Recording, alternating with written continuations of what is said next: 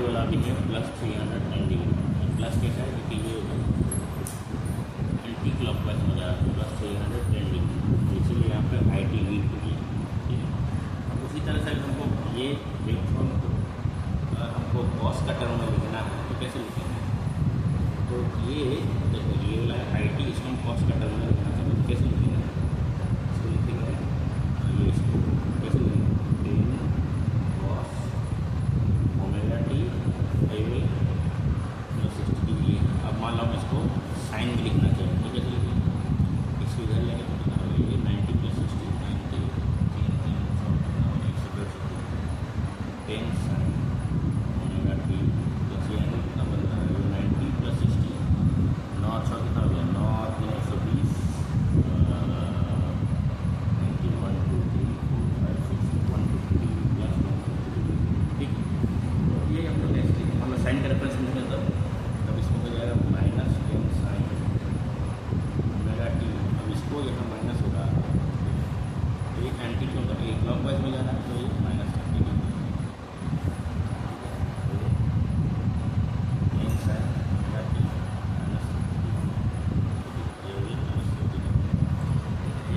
हम लोग कैसे लिखेंगे? और ये होता है मैक्सिमम वैल्यू, होता है मैक्सिमम, ये भी जानते हैं। ठीक है, तो ये सब कुछ ठीक है। अब यहाँ पे हम लोग हाफ वेव रेक्टिफायर्स के बारे में आएंगे। ठीक है, ये तो साइनोसॉइड का कंडीशन है। ठीक है, जब भी तुमको रेफरेंस देखना होगा, ठीक है, तो उस केस में हम लोग कॉस का हम लोग देखेंगे डायरेक्शन। ठीक है, मतलब अगर इधर जाएगा तो एक क्लॉकवाइज में नेगेटिव होगा और इधर जाएगा तो ये पॉजिटिव होगा। ठीक है, लेकिन इस केस में देखो एक क्या ये कंडीशन है, सेम फॉर्म होना चाहिए सिग्नल का, हर एक फ्रीक्वेंसी सेम होना चाहिए। ठीक है, और पॉजिटिव एम्पलीट्यूड होना चाहिए। ठीक है, तभी कंपैरिजन कर पाओ। पॉजिटिव में ये वाला, अगर ये नहीं है तो फिर इसको ये एंगल में हमको इसको नेगेटिव लेंगे। ठीक है, चलो ठीक है, ये हो गया। और ये सब कुछ है, ये सब करने की जरूरत नहीं है उतना। ठीक है, ये अल्टरनेटिंग, ये यूनिडायरेक्शनल, ये तो जानती हूँ अल्टरनेटिंग सब जो है। ठीक है, और ये पल्स कन्वर्टर जानते हो, 1 पल्स कन्वर्टर मतलब आउटपुट में एक साइकिल में कितना पल्स आएगा। यहाँ पे टाइम पीरियड होगा 2π/n। ठीक है, ये हो गया नंबर ऑफ पल्स। ठीक है, तो F0 बराबर 1/T0। ठीक है, ये हो गया number of pulse, time period हो गया। चलिए इसको हम TS का फॉर्म भी लिख सकते हैं। ठीक है, तो F0 बराबर NFS, जहाँ पे फ्रीक्वेंसी ऑफ इनपुट वेव है ये वाला, और ये नंबर ऑफ पल्स हो गया। नहीं, ये क्या है? ये वाला शायद है नंबर ऑफ पल्स है। ठीक है, अब चलो आते हैं L लोड पे, इसके। ठीक है, L लोड पे आते हैं। अब L लोड पे अब L लोड पे आते हैं। इसका वेवफॉर्म इसका हम अच्छा से नहीं बनाए, लेकिन इसको हम समझा सकते हैं। इसमें जो क्या है, VS है, ये VT है और ये V0 है। अब जो क्या है इसमें, ये थायरिस्टर, ये कंट्रोल रेक्टिफायर है। ठीक है, तो अभी देखो इसमें क्या एनालिसिस करना है। देखो यहाँ पे यहाँ पे हम ये L लोड के बारे में समझा रहे हैं। ठीक है, ये कंट्रोल रेक्टिफायर है। तो स्टेप 1 में VAB बराबर क्या होगा? ये VAB है, तो VAB बराबर क्या होगा? VT + V0। ठीक, अब डिवाइस का वर्किंग स्टेटस देखते हैं। अब डिवाइस का वर्किंग स्टेटस देखने के लिए आपको यहाँ पे वेवफॉर्म देखना होगा। ठीक है, वेवफॉर्म पे आते हैं। तो वेवफॉर्म पर एनालिसिस करने के लिए आपको सबसे पहले यहाँ देखना, यहाँ वेवफॉर्म देखो और यहाँ पर एनालिसिस देखो। तो 0 से ओमेगा टी प्लस अल्फा में। ठीक है, अब यहाँ पे देखो VS बराबर VT। देखो अब ये स्विच ऑन नहीं हुआ है, तो VT बराबर क्या है? ये ओपन सर्किट होगी, ओपन सर्किट है, तो सर्किट अभी ओपन है, ये VS है। ठीक है, ये लोड होना ना होना पर बराबर है नहीं है, तो VS बराबर VT हो जाएगा। ठीक है, तो VS बराबर क्या है? VS बराबर VM sin ओमेगा टी। ठीक है, तो ये VM sin ओमेगा टी हो गया। ठीक है, यहाँ से यहाँ तक 0 से अल्फा VT का, क्योंकि I0T है VT, VM sin omega T हम लोग। अब देखो V0T। ठीक है, तो V0T बराबर क्या हो गया यहाँ पे? तो V0T बराबर 0 वोल्ट। ठीक है ना, तो यहाँ यहाँ पे 0 वोल्ट हो गया, ठीक है, तो वो इसका परफेक्ट नहीं है, ठीक है। तो V नॉट टी बराबर 0 वोल्ट, ठीक है। और ये I नॉट टी बराबर क्या हो गया, I नॉट टी बराबर 0, ओपन सर्किट है तो लोड करंट 0 होगा, ठीक है। और अभी दूसरा देखो, दूसरा ऑप्शन देखो, अल्फ़ा से जब ग्रेटर देन 0 हो जाएगा, अल्फ़ा स्विचिंग एंगल एक्चुअली, देखो यहाँ पे थैरिस्टर स्विच ऑन किया, तो थैरिस्टर स्विच ऑन किया तो यहाँ पे देखो ये स्विच ऑन हो गया, अब ये इंडक्टर पे लोड आना शुरू हो गया, तो Vs बराबर वी नॉट, ठीक है। तो V नॉट बराबर Vs हो गया, तो V नॉट बराबर Vs हो गया, ठीक है यहाँ। और यहाँ पे करंट क्या होगा, ये इंडक्टर चार्ज करना शुरू करेगा, तो इंडक्टर जैसे चार्ज करना शुरू करेगा, तो इंडक्टर जब चार्ज करना शुरू करेगा, ठीक है, तो ये करंट बिल्डअप होना शुरू होगा, ठीक है। और जब करंट बिल्डअप शुरू होगा तो इसका इक्वेशन लिखते हैं, देखो इक्वेशन सॉल्व करते हैं। तो ये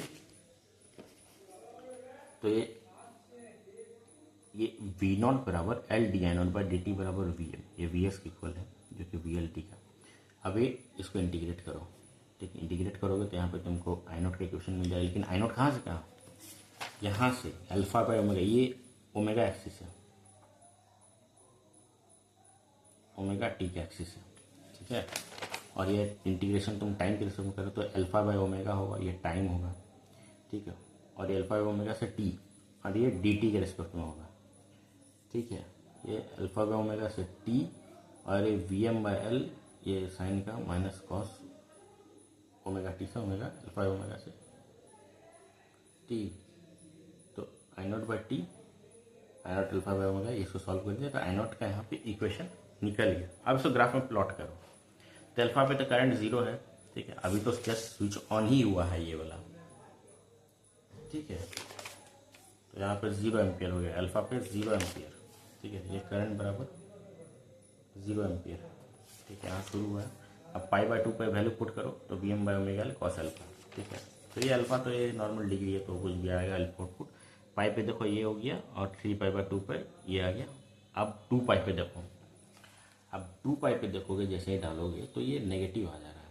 अब सोच के देखो, वोल्टेज नेगेटिव है, वोल्टेज नेगेटिव है और करंट भी नेगेटिव इसके रिस्पेक्ट में, ये वाला आउटपुट। तो क्या होगा, थैरिस्टर जाहिर सी बात है ऑफ कर जाएगा, ऑफ करेगा ना, ठीक है। तो यहाँ पे ये थैरिस्टर इससे पहले ही ऑफ कर जाएगा, 2 पाई से पहले ही। तो 2 पाई माइनस अल्फा पे देखो, तो 2 पाई माइनस अल्फा पुट करके देखो तो यहाँ पे 0 आ जाएगा, करंट 0, वोल्टेज नेगेटिव, ठीक है। तो डिवाइस टर्न ऑफ हो गया। अब यहाँ पे देखो, ये यहाँ तक का सीधे V नॉट बराबर वेवफॉर्म बना दी, यहाँ से यहाँ तक का वेवफॉर्म बना दी, और यहाँ से VT क्या होगा, VT शॉर्ट सर्किट रहेगा तो वोल्टेज 0 हो गया। अब उसके बाद देखो 2 पाई तक देखो, 2 पाई माइनस अल्फा से 2 पाई, एक डिवाइस रिवर्स वाइस में है, और तुम्हारा करंट भी तब ऑन नहीं होगा, तो स्विचिंग तो होगा नहीं, तो ये 0 पे रहेगा। तो ये वोल्टेज क्या हो जाएगा, 0 हो जाएगा, स्विच ऑफ है तो। और यहाँ पे क्या हो जाएगा, VT बराबर VS हो गया। तो ये वाला सीधा यहाँ छाप दी, उसके बाद का वेवफॉर्म तो ऐसा ही है, ठीक। अब यहाँ पे देखो फायरिंग एंगल क्या हो गया, alpha, extinction angle 2 pi minus alpha, extinction angle मतलब जहाँ पे डिवाइस टर्न ऑफ होगा।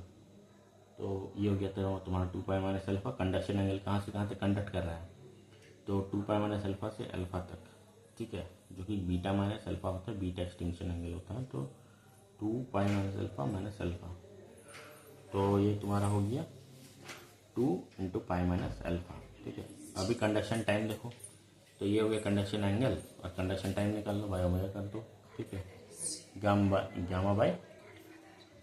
बाय ओमेगा, तो 2 पाई माइनस अल्फा में ओमेगा, ठीक है। अब सर्किट टर्न ऑफ टाइम क्या होगा, जहाँ पे डिवाइस रिवर्स बायस में रहता है, तो 2 pi minus alpha by omega, तो अल्फा बाय ओमेगा तुम्हारा सर्किट टर्न ऑफ टाइम है। और पीक इनवर्स वोल्टेज मतलब रिवर्स बायस में कितना मैक्सिमम वोल्टेज है, तो ये हो गया, ये तुम्हारा ये हो गया 2 पाई माइनस अल्फा, तो ये Vm साइन अल्फा हो गया, ठीक है।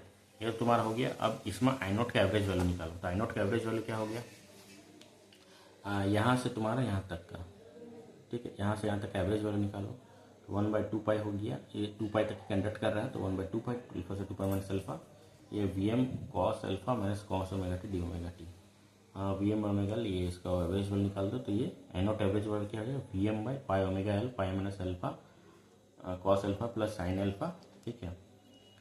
ये होगा तुम्हारा एवरेज वैल्यू, ठीक है। और अब देखो